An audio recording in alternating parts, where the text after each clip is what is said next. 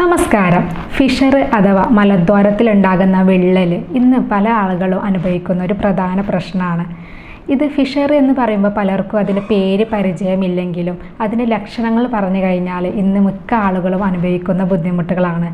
മലം പോയി കഴിഞ്ഞാൽ 1-2 മണിക്കൂർ ഭയങ്കര വേദന, നീറ്റൽ, പുകച്ചിൽ ഇങ്ങനെയുള്ള ബുദ്ധിമുട്ടുകൾ അനുഭവിക്കുന്ന ഒരുപാട് പേരുണ്ട്. അപ്പോൾ എന്തുകൊണ്ടാണ് ഫിഷർ വരുന്നത്, വന്നു കഴിഞ്ഞാൽ നമ്മൾ ശ്രദ്ധിക്കേണ്ട കാര്യങ്ങൾ എന്തൊക്കെയാണെന്നാണ് ഇന്ന് വീഡിയോയിലൂടെ പറയുന്നത്. ഞാൻ doctor Samiya, doctor Basil's homeo hospital, Pandikkad, Malappuram ജില്ല.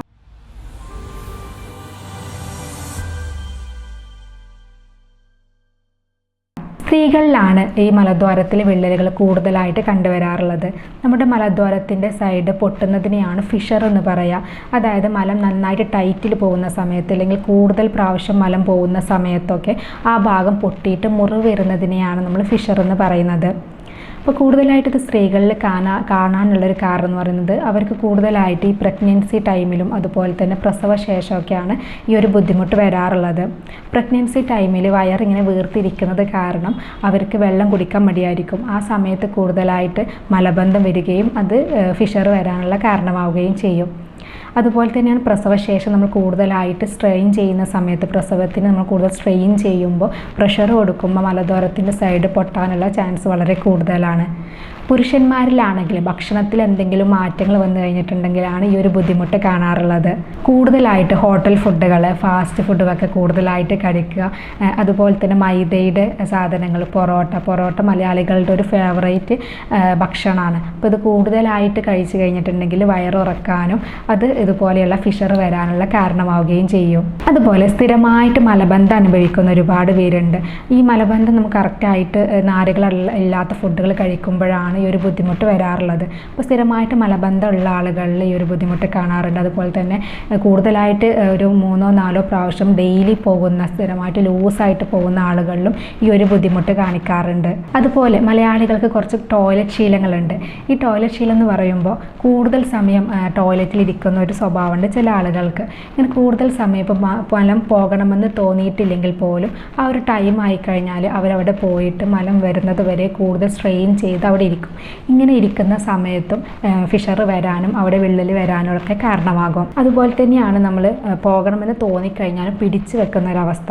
ഇങ്ങനെ പിടിച്ചു വെച്ച് കഴിഞ്ഞിട്ടുണ്ടെങ്കിൽ വൻകുടലിൽ എത്രത്തോളം നമ്മുടെ മല കെട്ടി നിൽക്കുന്നതോ അത്രത്തോളം വെള്ളം അതിൽ നിന്ന് വലിച്ചെടുക്കും. അപ്പോൾ അത് കൂടുതലായിട്ട് ഡ്രൈ ആവുകയും കൂടുതലായിട്ട് മലം ടൈറ്റ് ആവുകയും ഇത് ഫിഷർ വരാനുള്ള കാരണമാവുകയും ചെയ്യും. അതുപോലെ തന്നെ കൃത്യസമയത്ത് ഭക്ഷണം കഴിക്കാത്ത ആളുകളിലും ഈ ഒരു ബുദ്ധിമുട്ട് കാണാറുണ്ട്. അപ്പം ഇങ്ങനെയുള്ള കാരണങ്ങൾ കൊണ്ടൊക്കെയാണ് ഫിഷർ നമുക്ക് വരുന്നത്. ഞാൻ നേരത്തെ പറഞ്ഞു, ഇതിൻ്റെ ലക്ഷണങ്ങൾ ഇന്ന് പലരും അനുഭവിക്കുന്നുണ്ടാവും. ഇടയ്ക്കിടയ്ക്ക് മാത്രം അല്ലെങ്കിൽ സ്ഥിരമായിട്ട് അനുഭവിക്കുന്ന ഒരുപാട് പേരുണ്ട്. എന്നാൽ പലപ്പോഴും ഇത് പുറത്ത് പറയാനൊരു മടിയാണ് എല്ലാവർക്കും. ഇതെല്ലാവർക്കും ഉള്ളതാണ്, ഇത് ചികിത്സ എടുക്കേണ്ട ഒരു ആവശ്യമില്ല എന്നാണ് പലരും വിചാരിക്കുന്നത്. അപ്പോൾ ഇതിൻ്റെ കൂടെ തന്നെ വേറെ മറ്റ് ലക്ഷണങ്ങളും കാണിക്കാറുണ്ട്. നമുക്ക് മലം പോയി കഴിഞ്ഞാൽ ഒരു 1-2 മണിക്കൂർ ബ്ലേഡ് കൊണ്ടോ അല്ലെങ്കിൽ കത്തി കൊണ്ടോ ഒക്കെ മുറിഞ്ഞ പോലെയുള്ളൊരു വേദന, അതുപോലെ തന്നെ ബ്ലീഡിങ്, മലത്തിലൊരു വര പോലെയുള്ള ബ്ലീഡിങ് കാണുന്നത്, അതുപോലെ ചൊറിച്ചിൽ, പിന്നെ ഒരു തടിപ്പ് പോലെ ആ ഭാഗത്ത് കാണാറുണ്ട്. അതിന് നമ്മൾ സ്കിൻ ടാഗ് എന്നാണ് പറയുന്നത്. ഇത്തരം ലക്ഷണങ്ങളും ഇതിൻ്റെ കൂടെ തന്നെ കാണാറുണ്ട്. നമുക്ക് മലദ്വാരത്തിൻ്റെ ഭാഗത്ത് എന്തൊരു ബുദ്ധിമുട്ട് വന്നാലും, ചൊറിച്ചിലാവട്ടെ അല്ലെങ്കിൽ വേദനയാവട്ടെ അല്ലെങ്കിൽ എന്തെങ്കിലും ബ്ലീഡിങ് ആവട്ടെ, എന്ത് വന്നു കഴിഞ്ഞിട്ടുണ്ടെങ്കിലും നമ്മൾ അതിനെ പറയുക പൈൽസ് എന്നാണ് അല്ലേ. ഡോക്ടർ, എനിക്ക് പൈൽസിൻ്റെ ബുദ്ധിമുട്ടാണ്. അപ്പോൾ എന്താണ് ചോദിക്കുമ്പോൾ കൂടുതലായിട്ട് ലക്ഷണങ്ങൾ കാര്യങ്ങളൊക്കെ ചോദിക്കുമ്പോഴാണ് ഇത് പൈൽസ് അല്ല, ഇത് ഫിഷറാണ് അല്ലെങ്കിൽ ഫിസ്റ്റുലയാണ് എന്നുള്ളത് നമ്മൾ പറഞ്ഞു കൊടുക്കാറുള്ളത്. കാരണം പലർക്കും ഈ പൈൽസ് എന്താ അല്ലെങ്കിൽ ഫിഷർ എന്താ അല്ലെങ്കിൽ ഫിസ്റ്റുല എന്താ എന്നുള്ളത് പലർക്കും അറിയില്ല. ഈ പൈൽസ്, ഫിഷർ, ഫിസ്റ്റുല ഈ 3 രോഗം സ്ഥിരമായിട്ട് കൂടുതലായിട്ട് മലദ്വാരത്തിൻ്റെ ഭാഗത്ത് കാണുന്ന ഒരു അസുഖമാണ്.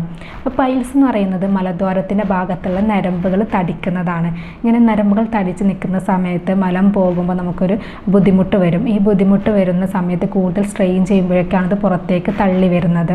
പിന്നെ മലദ്വാരത്തിൻ്റെ സൈഡിലുള്ള നരമ്പുകൾ തടിച്ചിട്ടും പൈൽസ് വരാം. അത് നമ്മൾ എക്സ്റ്റേണൽ പൈൽസ് എന്നാണ് പറയുന്നത്. ഫിഷർ എന്ന് പറയുമ്പോൾ നമുക്ക് നേരത്തെ പറഞ്ഞു മലദ്വാരത്തിലുണ്ടാകുന്ന വിള്ളലുകളാണ്.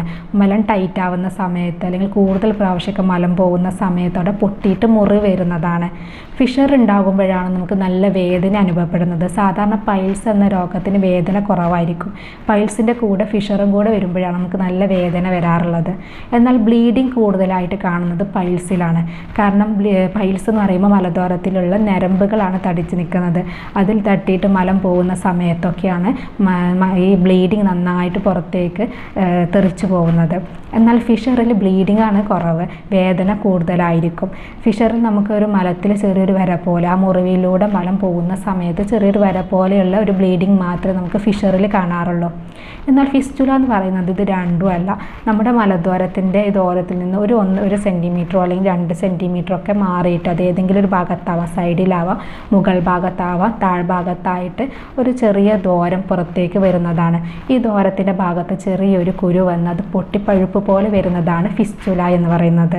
അപ്പോൾ ഈ പൈൽസ്, ഫിഷർ, ഫിസ്റ്റുല ഇതിൻ്റെ വ്യത്യാസം എന്താണെന്നുള്ളത് നമ്മൾ മനസ്സിലാക്കണം. എന്നാലുള്ളൂ നമുക്കത് കറക്റ്റായിട്ടുള്ള അതിൻ്റെ ട്രീറ്റ്മെൻറ്റ് കാര്യങ്ങളൊക്കെ എടുക്കാൻ കഴിയുള്ളൂ. ഇനി സ്ഥിരമായിട്ട് ഈ ഒരു ബുദ്ധിമുട്ട് അനുഭവിക്കുന്ന ആളുകൾ, ഈ ഒരു വേദനയൊക്കെ അനുഭവിക്കുന്ന ആളുകൾ ചെയ്യേണ്ട കുറച്ച് കാര്യങ്ങളാണ് ഇനി പറയുന്നത്. ആദ്യം നമ്മൾ ശ്രദ്ധിക്കേണ്ടത് മലബന്ധം ഒഴിവാക്കുക എന്നുള്ളതാണ്. ഞാൻ പറഞ്ഞു, മലബന്ധം വരുന്ന സമയത്താണ് നമുക്ക് ഒരു ബുദ്ധിമുട്ട് വരുന്നത്. ഈ ഭാഗം പൊട്ടുന്നതും മുറിവ് വരുന്നതും ഒക്കെ ഈ മലബന്ധം കാരണമാണ്. അപ്പോൾ മലബന്ധം റെഡിയാക്കി കഴിഞ്ഞാൽ തന്നെ ഈ ഒരു അസുഖം നമുക്ക് പകുതി ചികിത്സിക്കാൻ പറ്റും. അപ്പോൾ ഈ ഒരു മലബന്ധം വരാതിരിക്കാൻ വേണ്ടിയിട്ട് നന്നായിട്ട് നാരുകൾ അടങ്ങിയിട്ടുള്ള ഫുഡുകൾ കഴിക്കുക. പച്ചക്കറികളിൽ തന്നെ മത്തങ്ങ, കുമ്പളങ്ങ, അതുപോലെ ക്യാരറ്റ് ഇങ്ങനെയുള്ള ഫുഡുകളൊക്കെ കൂടുതലായിട്ട് ഭക്ഷണത്തിൽ ഉൾപ്പെടുത്തുക. അതുപോലെ തന്നെ ഫ്രൂട്ട്സിൽ തന്നെ ആപ്പിള്, മുന്തിരി, ഓറഞ്ച്, ഏത്തപ്പഴം പോലെയുള്ള ഫുഡുകൾ കൂടുതലായിട്ട് ഭക്ഷണത്തിൽ ഉൾപ്പെടുത്തുക. അതുപോലെയാണ് ഇലക്കറികളും കൂടുതലായിട്ട് ഭക്ഷണത്തിൽ ഉൾപ്പെടുത്തുന്നത് നമുക്ക് മലം ടൈറ്റ് ആവാതിരിക്കാൻ വേണ്ടിയിട്ട് സഹായിക്കും. നമ്മൾ ഡെയിലി ഒരു 20 മുതൽ 30 ഗ്രാം ഫൈബറുകൾ ഭക്ഷണത്തിൽ ഉൾപ്പെടുത്തണമെന്നാണ് പറയാറുള്ളത്. അടുത്തത് പറയുന്നത് വെള്ളത്തിൻ്റെ കാര്യമാണ്. വെള്ളം നന്നായിട്ട് കുടിക്കുക. കാരണം വെള്ളത്തിൻ്റെ കുറവ് വരുമ്പോൾ മലബന്ധം വരാം. അങ്ങനെയും നമുക്ക് ഈ ഒരു ബുദ്ധിമുട്ട് കാണാറുണ്ട്. അപ്പോൾ അതുകൊണ്ട് തന്നെ നമ്മൾ ഡെയിലി ഒരു 2-2.5 ലിറ്റർ വെള്ളം കുടിക്കുക. മൂന്നാമതായിട്ട് പറയുന്നത് നമ്മുടെ ടോയ്ലറ്റ് ശീലങ്ങളൊക്കെ മാറ്റുക. അതായത് കൂടുതൽ സമയം ബാത്റൂമിൽ ഇരിക്കുന്നതും അല്ലെങ്കിൽ കൂടുതൽ സ്ട്രെയിൻ ചെയ്യുന്നതും മലം പിടിച്ച് വെക്കുന്നതും ഇങ്ങനെയുള്ള ടോയ്ലറ്റ് ശീലങ്ങളൊക്കെ ഉള്ള ആളുകളാണെങ്കിൽ അതൊക്കെ പൂർണ്ണമായിട്ട് തന്നെ ഒഴിവാക്കുക. അതുപോലെ ഒഴിവാക്കേണ്ട കുറച്ച് ഫുഡുകളുണ്ട്. അതായത് മൈദയുടെ സാധനങ്ങൾ, പൊറോട്ട, കുബൂസ്, നൂഡിൽസ്, പാസ്ത പോലെയുള്ള മൈദ അടങ്ങിയിട്ടുള്ള ഫുഡുകൾ കൂടുതലായിട്ട് കഴിച്ചു കഴിഞ്ഞിട്ടുണ്ടെങ്കിൽ മലം ടൈറ്റ് ആവുകയാണ് ചെയ്യുക. തീരെ നാരുകളില്ലാത്ത ഫുഡാണ് മൈദ എന്ന് പറയുന്നത്. അതുകൊണ്ട് തന്നെ അത്തരം ഫുഡുകൾ പരമാവധി ഒഴിവാക്കുക. അതുപോലെ ഫാസ്റ്റ് ഫുഡ് കാര്യങ്ങളൊക്കെ പരമാവധി കുറക്കുക. പിന്നെ പറയുന്നത് നന്നായിട്ട് ഉറങ്ങിക്കഴിഞ്ഞിട്ടുണ്ടെങ്കിൽ നമ്മുടെ ദഹന കാര്യങ്ങളൊക്കെ കറക്റ്റ് നടക്കുകയും അത് മലബന്ധം വരാതെ നമ്മളെ സഹായിക്കുകയും ചെയ്യും. പിന്നെ ചെയ്യേണ്ടത് എക്സസൈസുകളാണ്. എക്സസൈസ് ചെയ്ത് കഴിഞ്ഞിട്ടുണ്ടെങ്കിൽ മലബന്ധം വരാതിരിക്കാൻ വേണ്ടിയിട്ടുള്ള കുറച്ച് എക്സസൈസുകളൊക്കെ ഉണ്ട്.